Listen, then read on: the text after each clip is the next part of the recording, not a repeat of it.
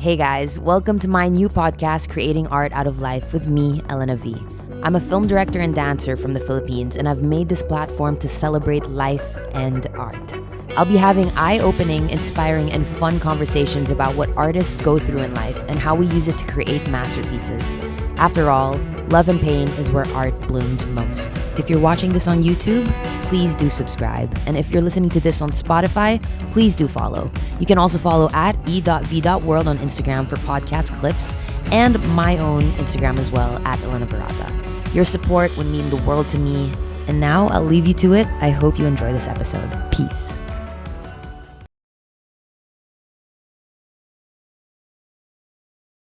All right, rolling. Rolling. Hello, everybody. Welcome back. We have another fire episode with another fire guest, and I'm very, very honored because this guy was my mentor when I was a wee Elensky coming into this filmmaking industry with nobody to guide me. My guest for today is a person that really brought me into the filmmaking scene. He mentored me and gave me opportunities that helped me to become the director I am today. He has made countless amounts of short films and commercials for big brands like Pepsi, 7-Eleven, Food Panda, Zalora, just to name a few, and has his own production company, Simago. He is someone I will always be grateful for. We have Miguel Sotto on the show. Thank you so much for being here. How have you been? Have you been like shooting a lot these days? Yeah, I have been. But first of all, thanks for thinking of me and for having me on your podcast. I have to. Such an honor. Such nice words too. Such a kind intro. I always talk about him and I always give him my gratitude. He's really seen me from the very, very start, and I owe a lot to him because when you're starting in the filmmaking scene, you really need a mentor. You need someone who's gonna tell you what the fuck's going on. So he really he didn't even expect anything from me. He just wanted to teach me, which was just something I will always be grateful for. It was kind of weird though. I don't know. I think we were just a couple of years apart. I would think, and it just so happened that I've done a couple of things before you did. So I just kind of, I don't know, let you tag along for a couple of things, and look at you now. Couldn't have done it without you. Don't say that I'm your mentor anymore. We're colleagues now. You will always be my mentor. So I think what this episode would be good for is because you're really good with technicals. Mm-hmm. He really knows his shit. In the best way, he is a geek. In the best way, but I am as well.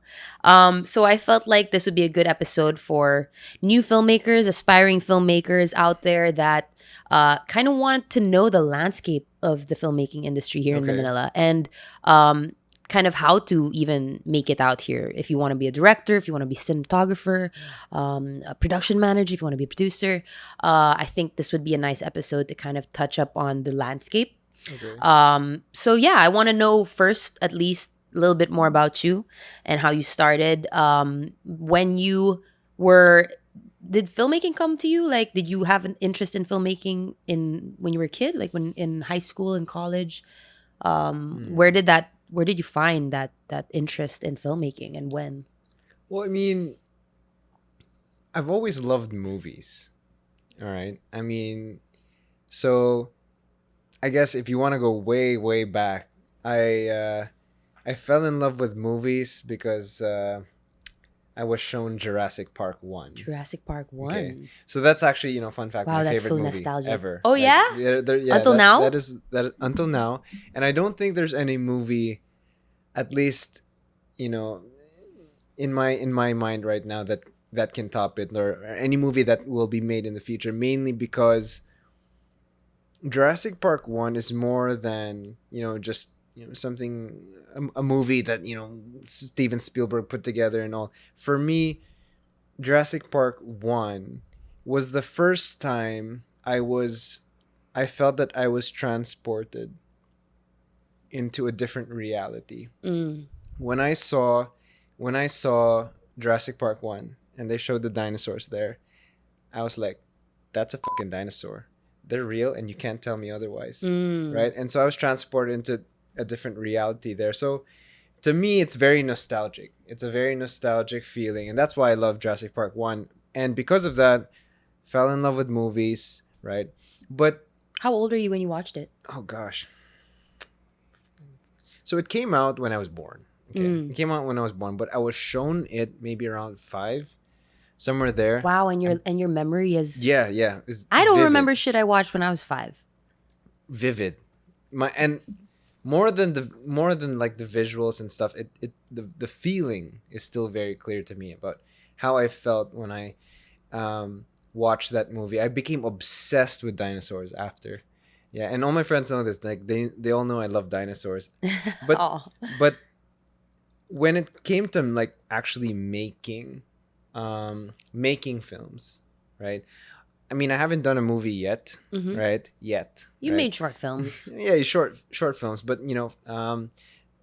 that came like much later on, college actually. So in college, I took marketing. Okay, and in marketing, you have to think about like the commercial, like marketing campaigns, and part of a marketing campaign is a commercial, right? Yeah. TV commercial. And it was that aspect that I enjoyed the most, coming up with like the storyboard and like communicating an idea in like a creative way.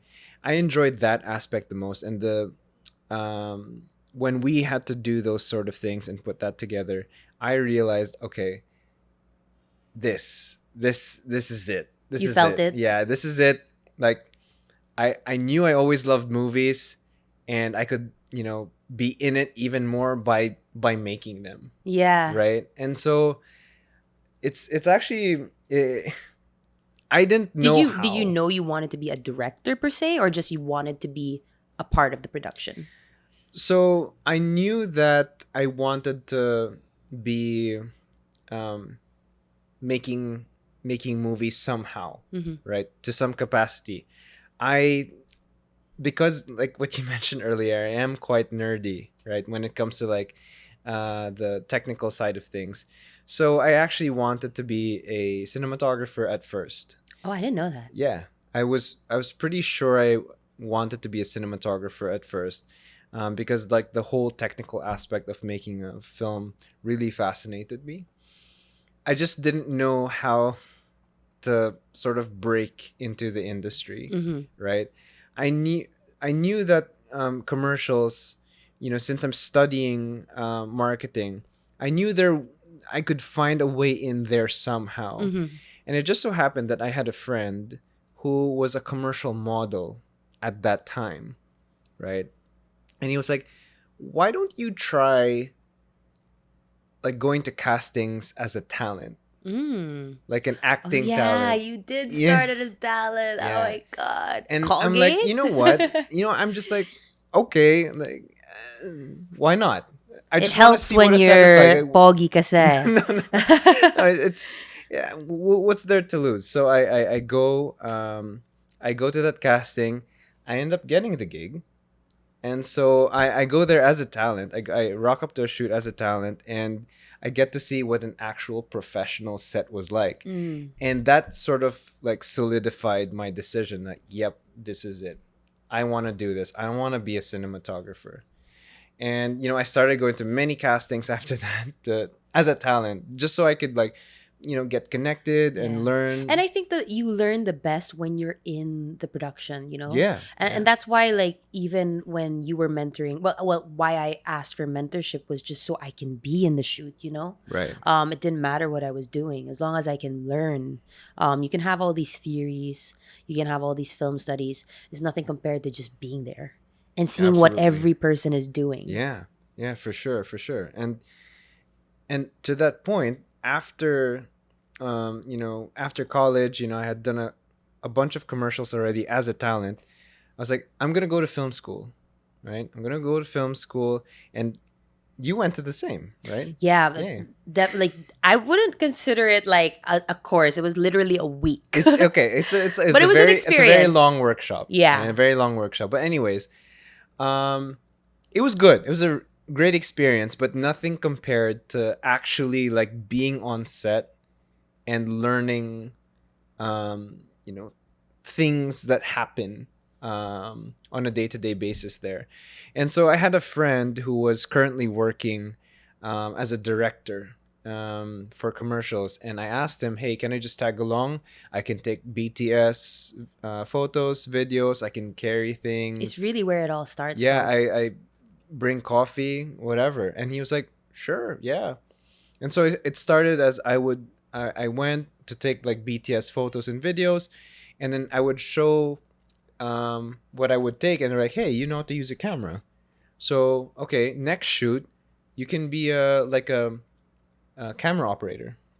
So I was a camera operator. At the same time, I would be like, Damn, I can't imagine you. Yeah. No, I was a camera operator for a while, and then there was a time that they needed another editor so, to speed up the process, and I'm like, I know how to edit, and they're like, sure, okay. And so I was an editor as well, right? So, I mean, long story short, I did everything. I did everything on set, like every single job on set, except production design. Yeah. Except production design, but then everything else, I, tried. Yeah. Right, and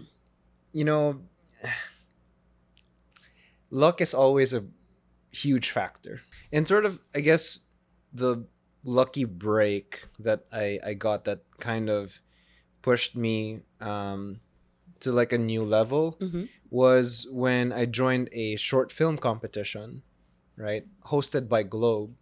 It was a GIF, I think, Globe Independent Film Festival. Yeah. Joined it with Jasmine Reyes, and we ended up winning that one, right? And then in winning that one, you were going to be propelled to the international round, which we got first runner-up in, right? And so from that, now Globe knew who we were. Yeah. Right?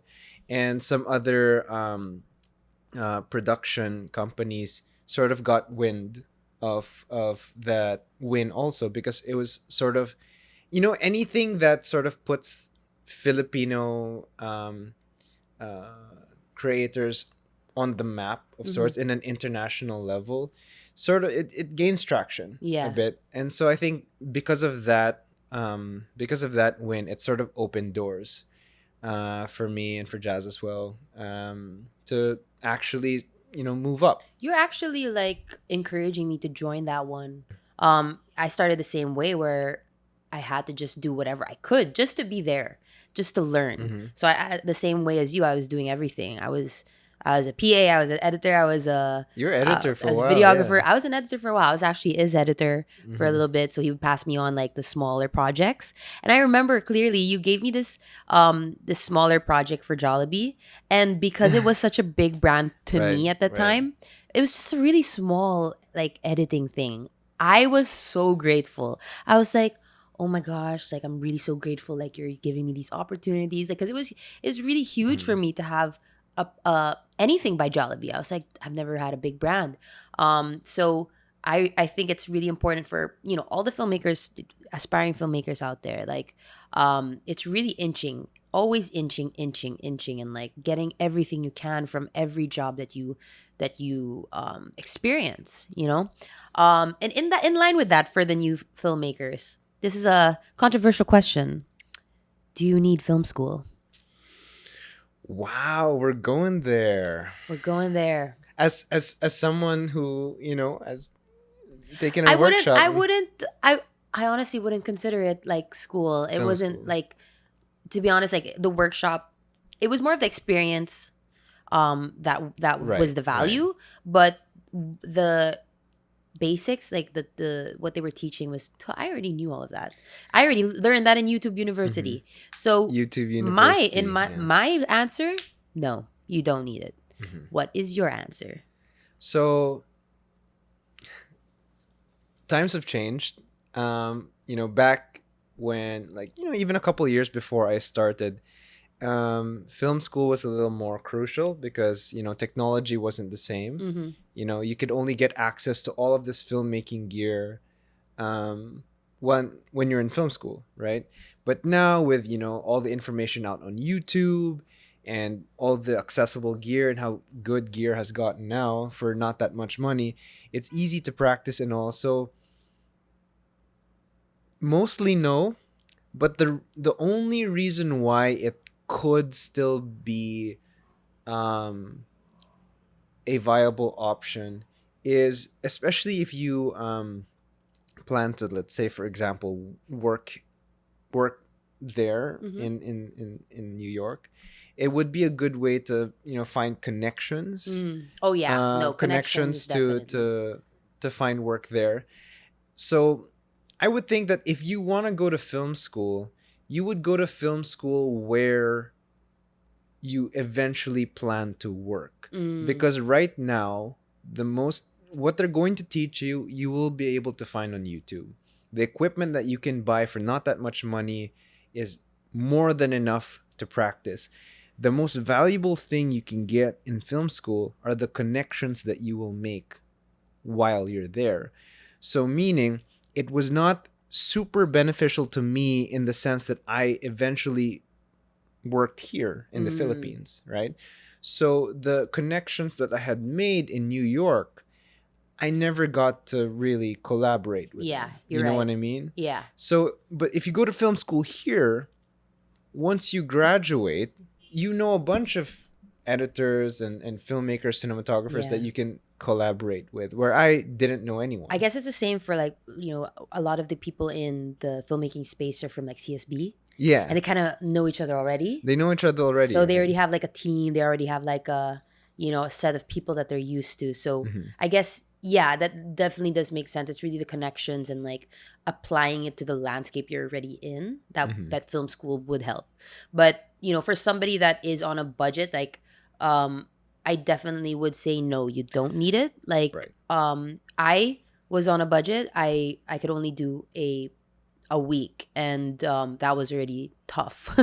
But I realized, like, I it's really on the practice. You really have to just practice on your own and like make your own videos and make your own films. Like, that's where you learn your style. That's where you learn how to shoot. That's where you learn what your eye is. Like, you don't really need film school. Film school is available on YouTube. Seriously. That's how I learned everything I know. So yeah, I mean, both answers are definitely yeah, for sure. I mean, in terms of like an education standpoint, everything is available on YouTube. In terms of like the gear, there's never been a better time to be a filmmaker, because all of the gear is just so good. You know what I mean? Like when I started, so it was, gosh, my age is showing here, but so I started in 2010. Okay, so like 13 years ago, right? So that's when I started my journey to filmmaking. Yeah, I didn't know you started that. 2000, closer to 2011. That's when I really had sort of like the access to things to play with when it comes to like filmmaking. And at that time, the stuff that we had was really like, this camcorder style stuff that it was really hard to make things look cinematic, right? Whereas now you've got everything. So now, like what you said, there's no excuse now. Just even your phone. Like even your phone, you can even edit on your phone already. Yeah, we're shooting on an iPhone right now, and then you can edit this afterwards on the phone itself, and the apps are just crazy. Yeah, like there's auto rotoscoping or whatever, if you've seen technology is wild. Yeah, and like there's no you don't need a green screen anymore. The like these what apps can this? Like InShot, CapCut. InShot and CapCut are wild. You So, can literally do.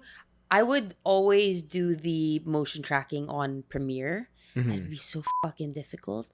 And then I see CapCut, and it's literally like just drag, drag, drag, drag, and I'm like, exactly. How? This takes me hours before. I know, and the rotoscoping as well. It would take forever. Or like very clearly masking something out, it would take forever, and then these apps are doing it automatically, right? So again, all of this is to say that there's really no excuse now to practice, Yeah. execute your vision. Yeah, for sure. Okay, so you started out, your first big thing was GIF, right? That's what really propelled you. How were you able to bridge, like that was a short film, right? So how were you able to bridge from there into the commercial world?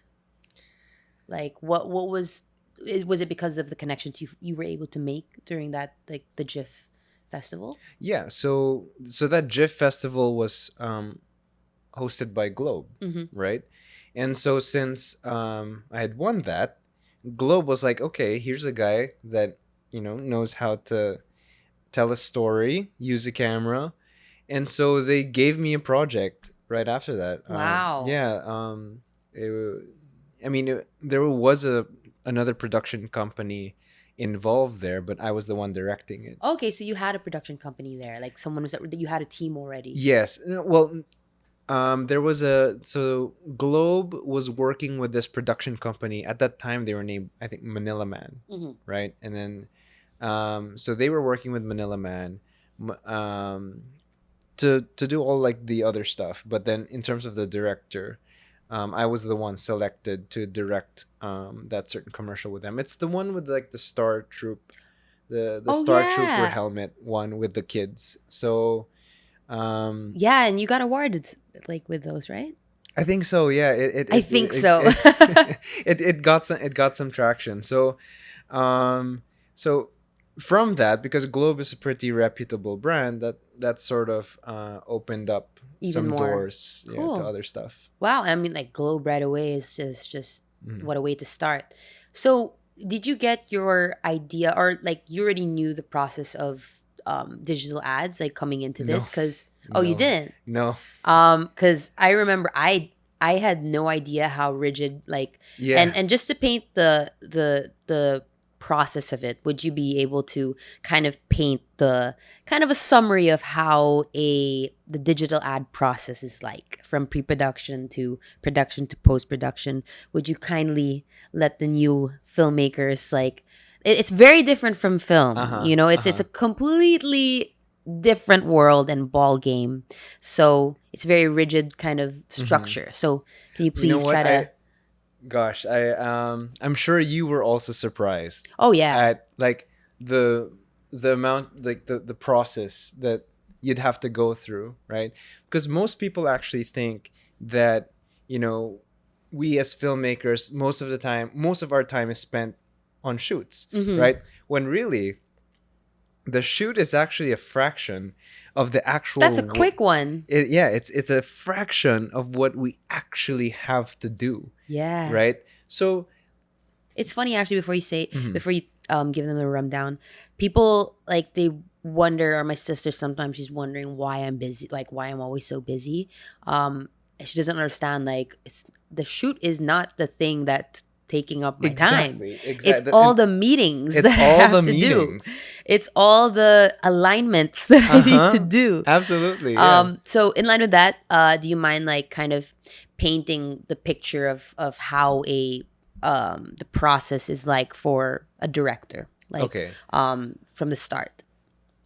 Okay, so the shoot is really a small fraction, right? So it all starts from an advertising agency letting you know that there's this bid happening. Okay, they're saying like, okay, there's this project that this client wants to do. We are inviting several production houses to bid for that project, and these production houses would reach out to directors to make a treatment for it. Based on this treatment, one of them's gonna win. All right, and so in making that treatment, there's already so much hours of work that go into making that treatment. Sometimes takes me a whole day. Okay, so it probably more than the shoot, And so you're not even sure you're not even sure. You're not even sure if you have the project yet, but you spend hours making that treatment in hopes that you will win the project. Now, let's say luck is on your side, or your treatment is very good. You win the project. Now there's the agency briefing. Agency, during the bidding stage, they could be quite vague, because you're not sure to get it yet. But once you actually do get it, they want to be more specific with you with regards to what the project is. So there's the agency briefing. That's about an hour. A meeting, yeah, one meeting. An hour or so. Then after that, you're going to have a meeting with your storyboard artist, right? Because you're going to make your treatment more specific. You're going to include a storyboard and all that. So that's another, how many hours with your storyboard artist. And then there's the feasibility meeting, right? So That the is with feasibility the meeting agency. is just with the agency. You kind of just let them know like your whole treatment with the storyboard, with potential locations, with potential cast, potential production design, pegs, things like that. Yeah, and the agency basically, I mean, it's the feasibility. So like you want to see if this is doable, and and the agency is going to be pretty much saying like, I don't think the client will like that, or I don't think that's where we should be heading. So go ahead. Yeah. And so they're going to have something to say, and you're going to spend a couple more hours tweaking your treatment and the presentation in line with the builds that they had, right? So another meeting with your storyboard artist or something. Sometimes there could be a second feasibility meeting.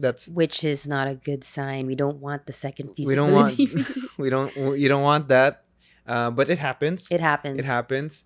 But let's say the first one goes well, everything looks good.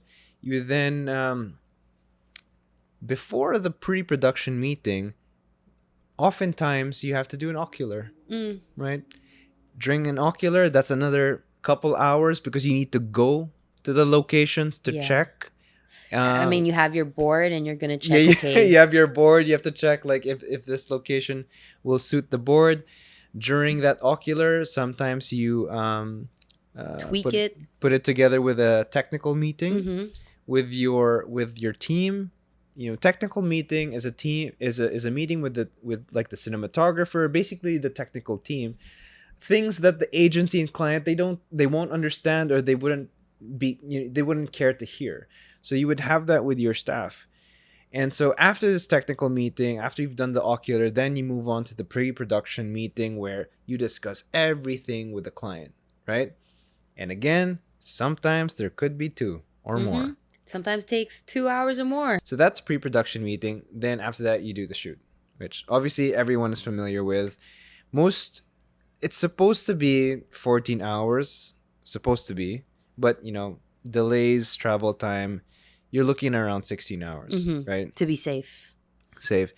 And then after that, you have an alignment with the editor, right? And so with that alignment is also, depending on what you're editing, it can be quick, it can take long, depends.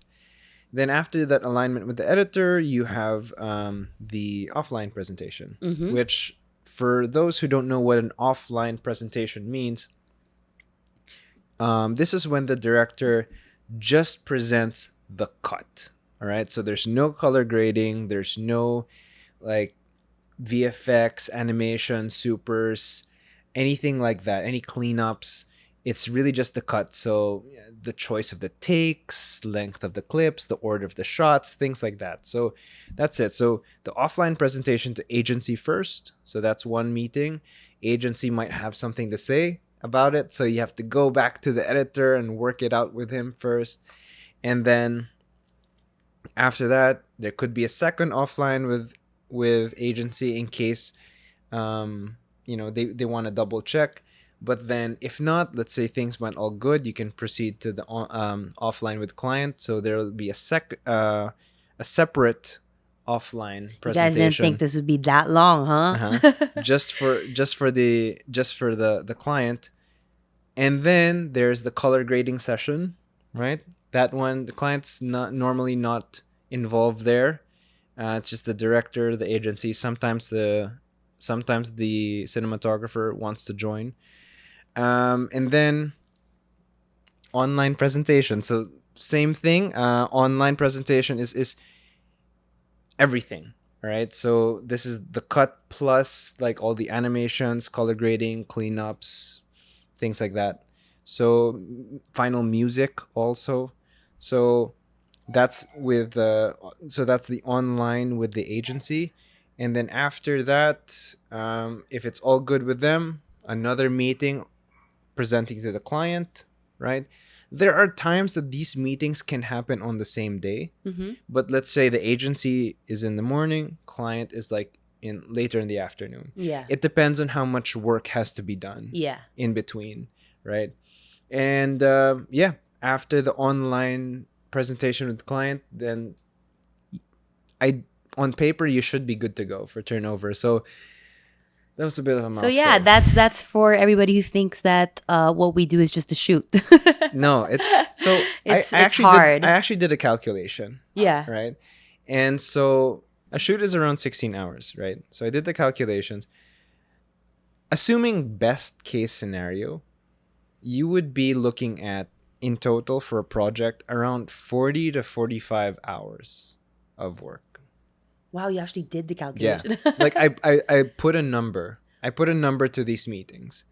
And it's around It's a lot of meetings, you know. it's around 40 to 45 hours of work compared to 16 hours of the shoot. So Yeah. it really is a fraction Oh yeah. of the work that you have to do. And it's funny because you know, people just see the output. That's all they see, the material.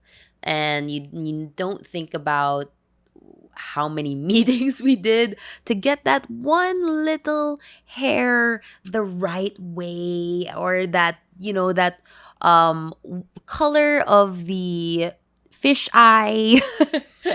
Like there's so many things that go into this. So I mean, it is a very, very technical job, you know, commercial directing. And it, you know, it is for, it's not for everyone, I feel, you know, having this very technical and very structured process. And that's why it's very, very different from filmmaking.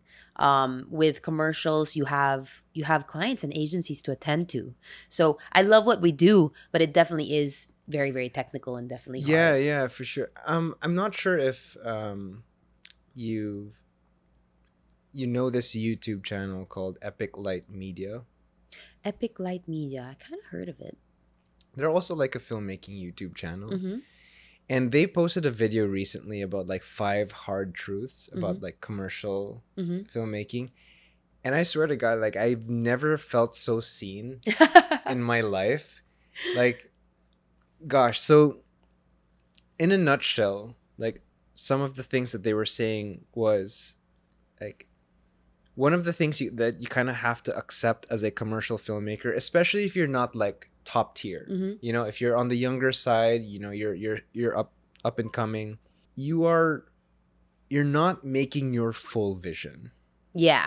You are not making your full vision. And you have to accept it. Mm-hmm. I mean, these people are not paying you to make your film. Yes, these people are not funding your passion project. Yeah. Right.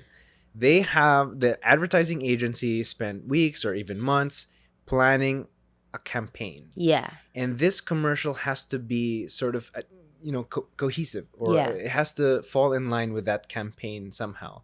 Right. And so there has to be like, you know, it has to look and communicate things a certain way. Right. And so you could like sprinkle your flavor Yeah. here and there, right? But for the most part, the board is sort of like prepared for you Yeah. already. And I think like what I realized like coming into this, you know, I started doing just my own videos, my own kind of like stuff that I love, like passion stuff. So coming into this commercial world, I really was like challenged at first that, oh shit, I have to like bend over a little bit. But now I'm at a place where I understand that at the end of the day, this is work. You know, like this is my Right. job. And these clients and agencies trust us to execute the job. And I really just know now to pick my battles. Right. You know, like Absolutely. you would know when the project does have that creative freedom for you to explore, to There are some projects, Yeah, that there are. allow for that. but then there are other projects where it's like, is it worth the battle of like if it's very straightforward what they want, and like your creativity does not contribute to their objective, and if it's not really up your alley anyway, your like your style, or it's just a job for you, then like pick your battles. You don't need to fight the client, you don't need to fight the agency to have this kind of lighting. Like it's really just knowing how to communicate what you feel is going to work for the project, but also just like learning how to step back and just understand like these people have been working their asses off to create this campaign, and respecting that they have a job too. So yeah, I mean, I think a big part of it is also because obviously advertising agencies and clients, they're gonna look at your style and um, what you are experienced in, like if you're experienced with hair or if you're experienced with kids, they're gonna take that into consideration for sure, right? But then I think a big part of our job is not really injecting like our style 100% again, because we are working with like these brands that have a very set visual identity, right?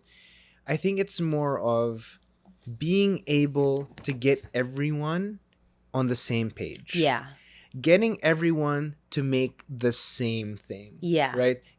Here's agency, here's the client, and then here's the and production communicating team. it. You have to find a way to communicate with everyone and get everyone on the Yes. same page. And I think that's mostly our job. Oh yeah. So I mean, in line with that, like when you started out, because I find pitching and talking to people, like I'm good with talking, but when it comes to pitching, that's where I get a little bit of nerves. I'm better at it now, Mhm. but have you always had that confidence back then? Like when you were new, were you still very very nervous, and like how were you able to kind of gain the confidence you need as a director to have that conviction to tell all these people like this is what I want? I still get nervous. What are you talking about? I mean, there's definitely some level of I guess ease or comfort knowing that, this is something that I've done before, um and I know sort of what's going to happen next, but then I'm always nervous, and that's because I want to do a good job, Mhm. right? But for sure, yeah. When I'm talking to the agency and client of a bigger brand, like Pepsi or Mig, something like that, for sure I'm gonna be nervous. But at the same time, there's also that level of I guess comfort knowing that they picked me. Mhm. They picked me for it, meaning they thought I was the best person for the job, Mhm. right? And I just try to like sort of get that in my head that everyone thought that I was the best person for this job, so I'm going to be the best person for this job. Yeah. You know what I mean? So I guess that's I come into that mindset, and I don't know if this is for everybody, but I kind of try to think that I'm the most, even though I'm not, even though I might, I'm It's like, self-talk though. even though I might, I'm likely not. I try to think that I am the expert here. Okay, these are people that needed an expert to get a job done, and I am that expert, and Mhm. I have to explain or walk them through how to get a job done most effectively or efficiently, right? So again, even though everyone in the room or everyone in the meeting is super duper experienced, they've all also been through so many so many shoots. I try I try to think. I try to like tell myself I am the expert here. Mhm. I am the expert here. And I don't know, because if I think it enough, Yeah. I guess that's where the confidence Yeah. will come from. Even though I know in my heart that okay, you know what, I gotta stay humble. Yeah. I gotta stay No, I humble. think I think it helps me too. No, it's Mhm. funny that you say that because there was this one big meeting that I had as well, and I really went. I went in front of my mirror and I was like, I am that director.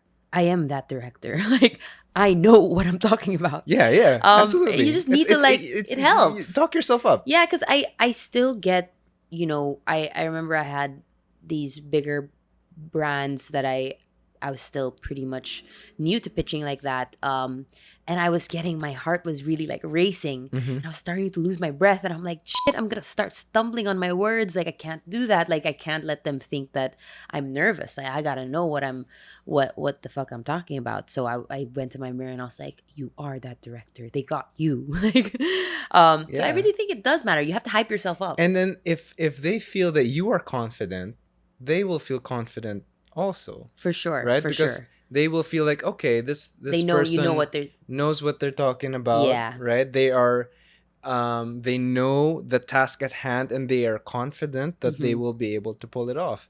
Right?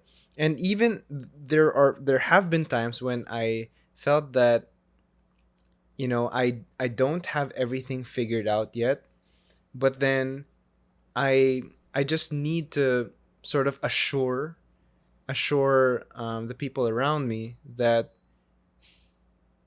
I will be able to sort this out. Yeah. Right? And I think my strength as a filmmaker, so I don't, like, for example, you, Elena, I've always respected like your style and creativity. Thank I've you. always thought that you're always so much more creative than me, and like your style is Don't. always so much more distinct, right?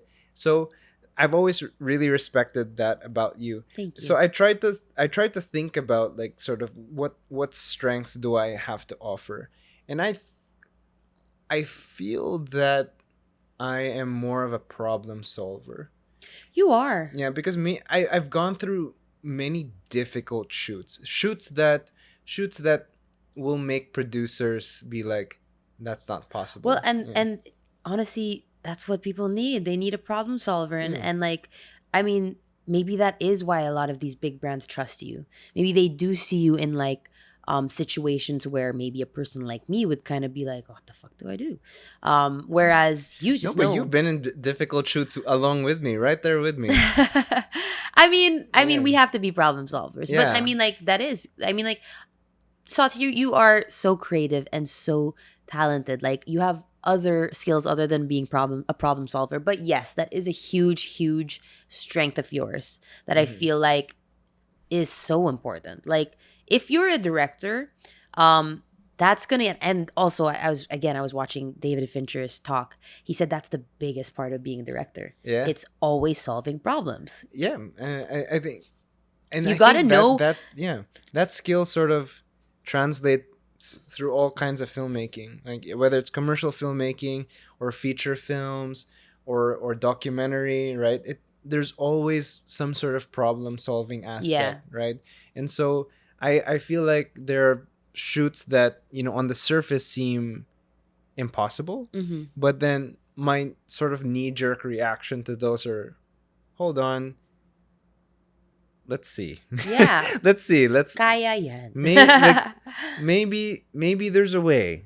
We just need to, if there's a will, there's a way. yeah, let's get a little creative here. Let's think about how to solve this. So I mean that's part of the fun. Yeah, it is. So, fast forward from your smaller projects from well, Globe is not a small project, but fast forward, you're getting all these bigger brands, you're getting all these big projects, big commercials. I wanted to ask you, like, juggling all these different projects, how are you able to like keep your ideas fresh? Like, this next project has to have, like, you don't want to bring all these past ideas into that project. How do you keep your ideas fresh? Like, how do you keep your creativity still working, and you find inspiration from certain things? All right, this might be a little controversial, but then a lot of, at least in line with keeping things fresh. I know TikTok gets a lot of like flack for That's not controversial. I mean, like, I I mean- didn't have the best view on TikTok at first. same. I'm not on TikTok. Like, I mean, I post it just to cross post it, but I don't watch TikTok. but I know that there's a lot of inspiration you can get from it. You can. And trend. Mhm. So Keeping up with the trend. So there are, yeah, like what you said, first of all, like trends that happen there. And especially if the brand is the kind of brand that wants to reach out to a younger, demographic, then there's certain aesthetics that you have to sort of apply to that. And also, and let me know how you feel about this, but every project now, you need to have both a 16 by 9 and a 9 by 16. I Every mean, project it now, is fucking annoying, to be honest. Because when you have to have different output sizes, resolutions, aspect ratios, you are basically framing twice. So that's the annoying part. But I mean, it is what it is. It is the landscape of today. Like, people are always on their phones, whereas before it was like always horizontal.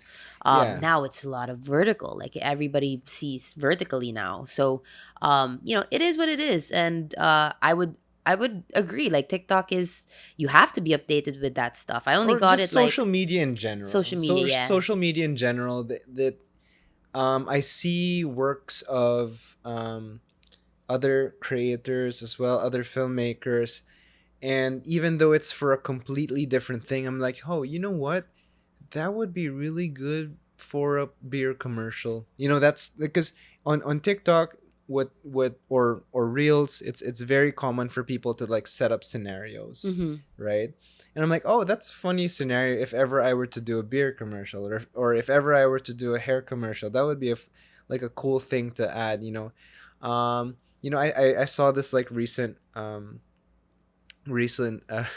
like commercial on TikTok where there's this girl who was going in an elevator, or was trying to get in an elevator, and then this guy was gonna hold the door open for her, and in the process he accidentally like ran his fingers through her hair. And I thought, that's so brilliant, that's funny, and it's So we get a hair commercial. Good, yeah. And so I mean, it's one of those things where like it is like there are a lot of like toxic stuff And on social so many media, people but are so creative too. yeah, but you can look at it on very positively. You could see the stuff that inspires you, and so I try to stay updated on those sort of things. That's how I get inspired. But then there are also brands that say, for example, that have a very like set look and aesthetic and feel.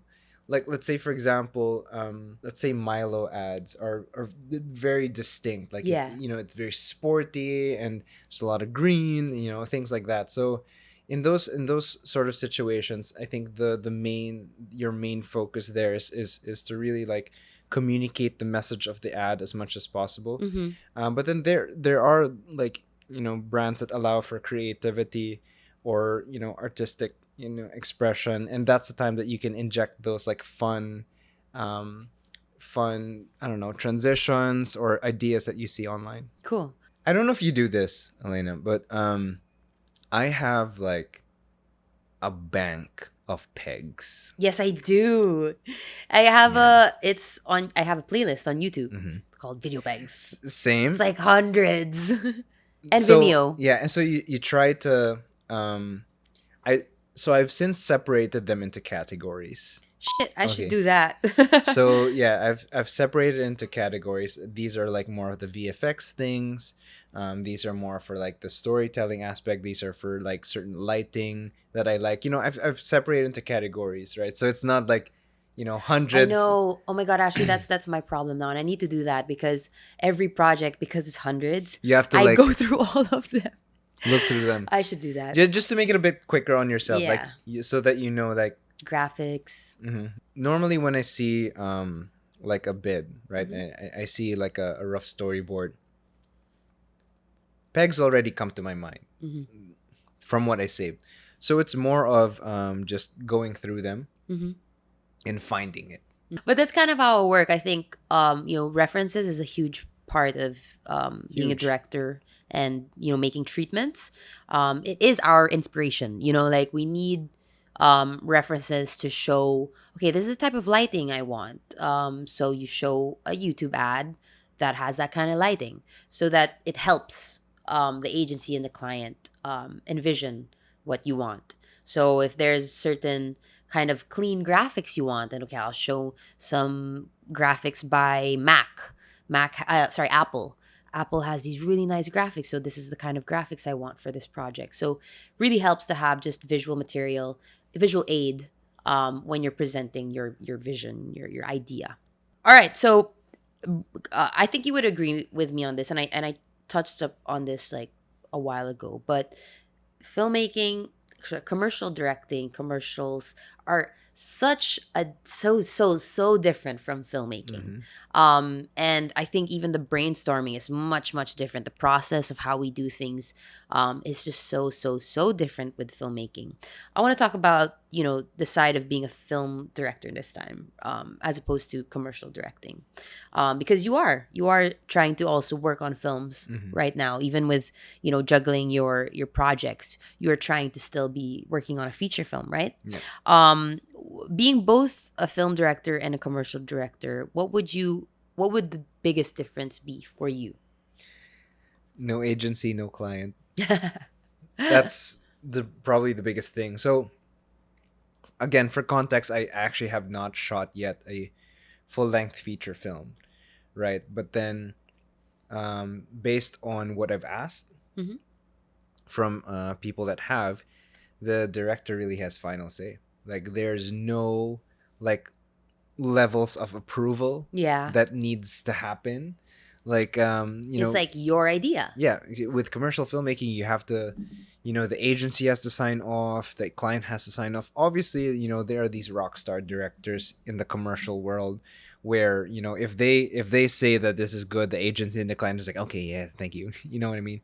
But then again, if you're up and coming, you kind of have to, have the agency and client have a heavy say Yeah. there, right? Whereas in a film, once the director's happy, move on. Yeah. Sounds like the best. It's the best. And I think, you know, both of us were trying to also balance our time and make sure we're still working on that, because I feel like that's where, you know, our hearts are, you know, like we love what we do. Directing is directing. It's still the best job ever. But we like telling stories, you and I. You know, like we kind of have the same, not the same not the same style per se, but we both kind of have the same storytelling. Like we like to tell stories, and in a very kind of dramatic-ish way, how we tell it. You know, I think that with filmmaking, that's where we can really pour our hearts and our souls and our creativity into. So are you has it been difficult for you to kind of balance, you know, doing your job as a commercial director, trying to still build yourself and build your company, while working on a passion project, you know, something like a feature film?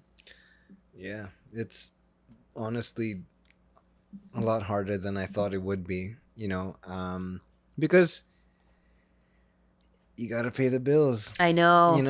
You gotta pay You the gotta, you bills, gotta and pay them bills. sometimes you think that, oh, you know what, I have some time now. I have some time now to work on my passion project. I'm gonna hunker down and get to it, and then suddenly a project comes in and it has to take the back seat again. I know, because it's like the way your mind works is like, well, I gotta do the thing that's giving me money as of now, you know, Right. and like it's been hard for me too. Like I'm trying to get done writing this short film that I'm trying to just finish, but it's been so hard to just my mindset once I have meetings or once this project's awarded to me, it's like shit, but I gotta put my mind into this one first though. Yeah, and you kind of feel guilty if like you're writing for your personal thing, but you know that you have work that you have to do, so it's incredibly hard to balance.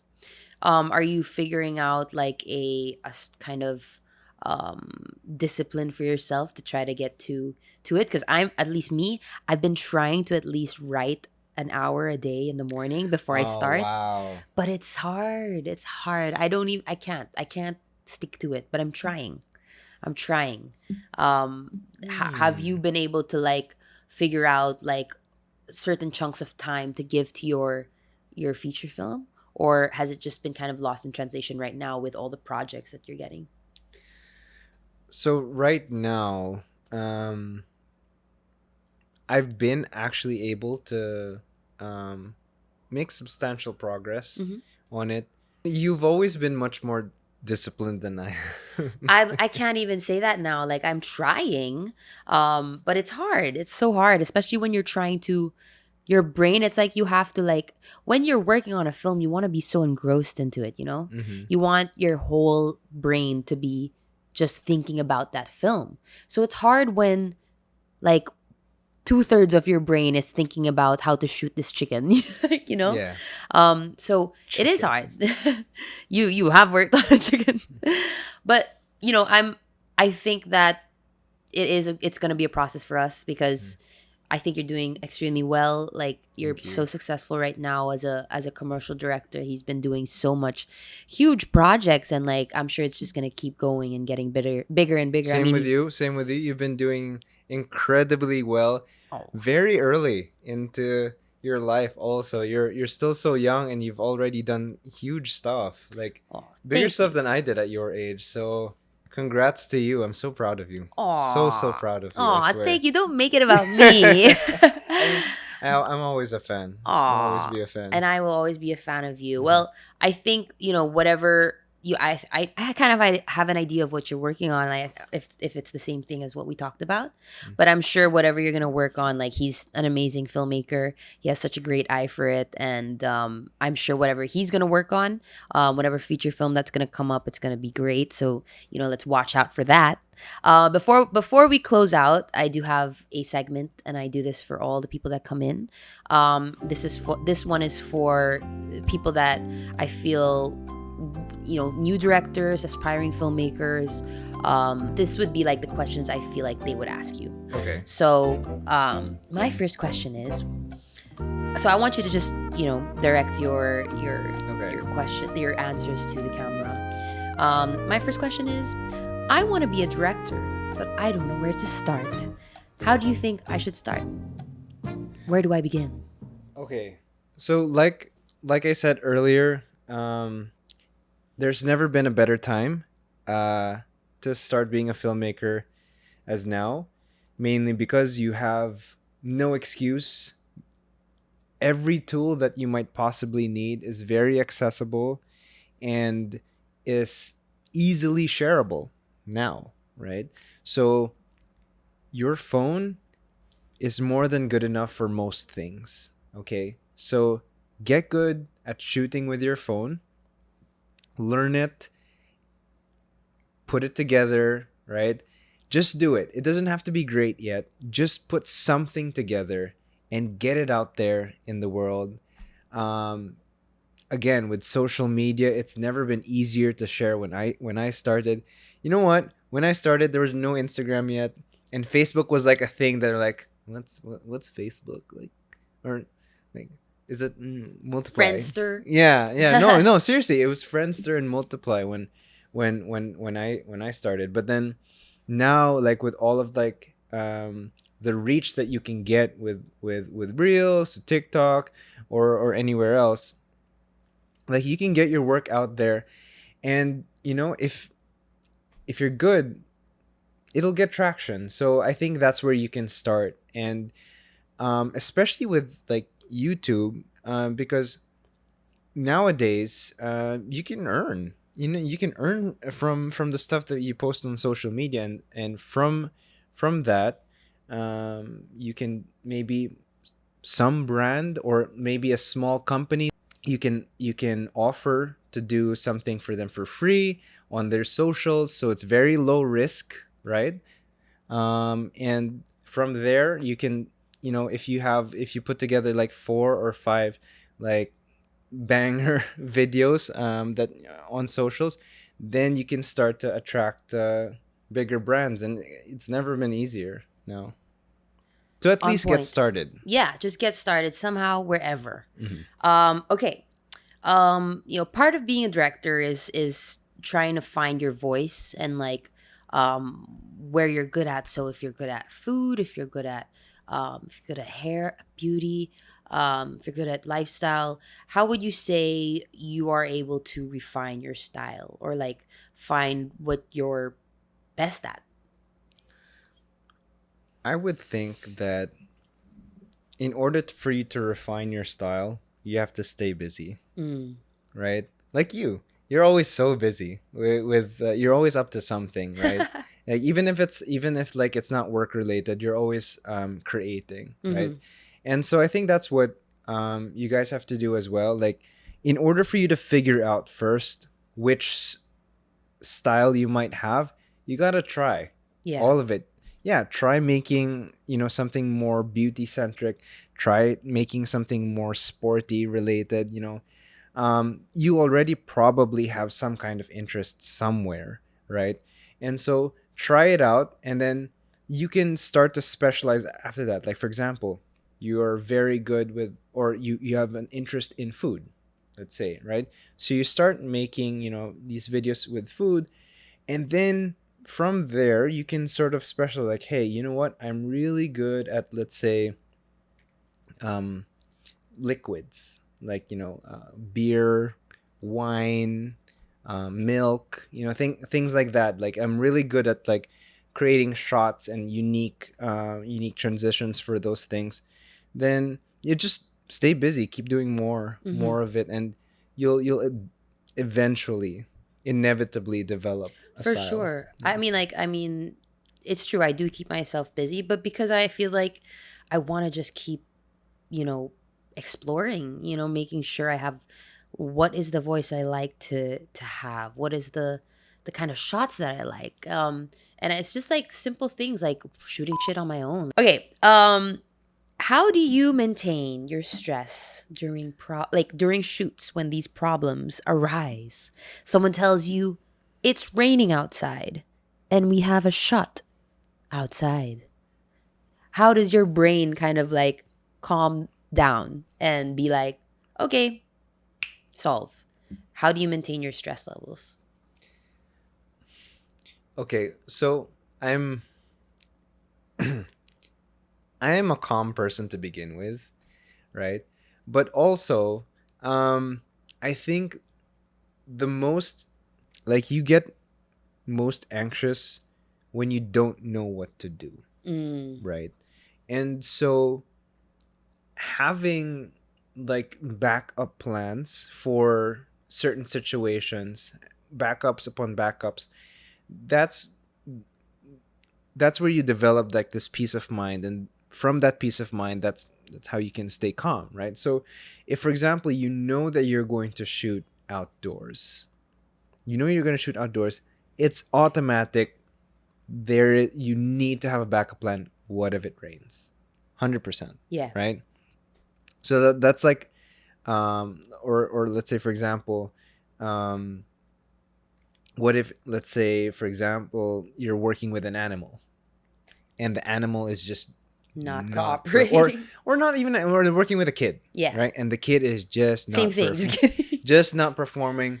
So these are the sort of things that you think about way before the shoot, Hmm. right? You think about, and once you develop backups upon backups, that's sort of where the calmness comes from. And so for example, for me, like I said earlier, I think one of my strengths is that I'm a problem solver, meaning before the shoot, I am just thinking about the worst possible things that could happen before they happen, or if ever they do. And so the rain thing is just often Yeah. it just happens, Yeah. right? And so there I've always sort of developed backups for example, if I'm working with an animal, I always get Mm. two dogs, or dogs that look exactly the same. So that if one dog is just not giving, Hmm. Giving.